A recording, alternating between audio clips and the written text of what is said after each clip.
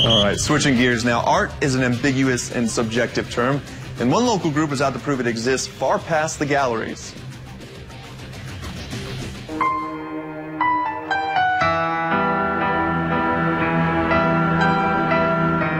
It is the medium that lends color to a community. A civic signature every city proudly puts on display. Its singular appeal is often defined by its own diversity. And for that reason, the interpretation of art can never be covered by a single stroke. The exhibit of that sentiment is no more evident than in a backyard smack dab in the center of Hilliard. This is the oldest art form in the world. The Roman Greeks started it before any of us were even around. We work on a 20 by 20 canvas for a reason, and that's to paint a story. This is where Jesse Lawson sketches out his vision every Sunday afternoon, when the founder of Spokane Anarchy Wrestling, or SAW, SAW, sees a ring and the drama that goes with it. Did you forget me? Draw fans from around the region. What's not to like about it? It's free admission. What more do you want? It is amazing. This is who I was definitely looking forward to seeing tonight. Legitimate followers of a group of guys who transform from the doldrum of daily life to weekend aliases like Jackson Bourne, Dan the Renegade, and Xander the Screw. You're screwing, Xander! I've been a WWE fan since I was a little kid. I've watched them walk down that ramp, get the screams from the fans, and I've been a fan of that. So when this was brought to my attention, I jumped at it. In a way, it just makes you feel better, kind of like I'm helping out, giving someone something to cheer for. Carefully choreographed so every headbutt, clothesline, and elbow drop is delivered for the sole purpose of entertaining the people.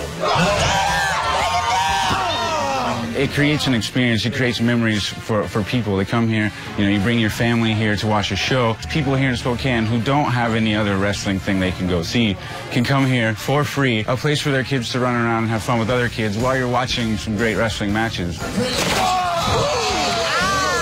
To me personally, it creates this whole environment. It's an experience. They go through all this to pretty much keep us entertained. It's awesome. To me, it's them fans that come each and every week that keep me going. It was 2006 when the idea first formed. A bunch of buddies looking for an escape unveiled their act at a park for 3, maybe 4 spectators. Admittedly, it lacks support and the sophistication of today's act, but it was all part of the process that landed them now with one that has a more legitimate ring to it. We're doing our matches for the entertainment of the fans. We're not out here to beat each other up. We're not the UFC. We're not bare knuckle boxing each other or, trying to break each other's limbs. We're trying to put on a good wrestling match, and we're trying to entertain people with our characters and with our storylines. You have a dream, you might as well take it, and that's what we've done. And since 2006, we've been bashing skulls, taking names, and leaving a legacy. 6 years ago, I would have never even thought this is what this is going to turn into. And 6 years later, worldwide.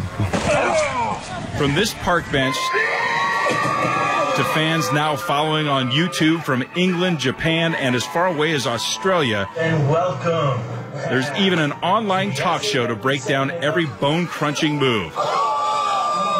None of them ever saw that coming. Honestly, my jaw dropped. I had no idea that we were being seen around the world. It's like I went from being a local celebrity to this minor worldwide celebrity. It's like I never thought I would ever achieve that in my lifetime.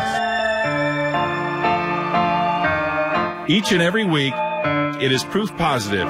This backyard setting, the beauty of art, is beholden only to those who have eyes for it. Yes, it is an art. If anybody out there says that it isn't an art form, they haven't come and seen it yet.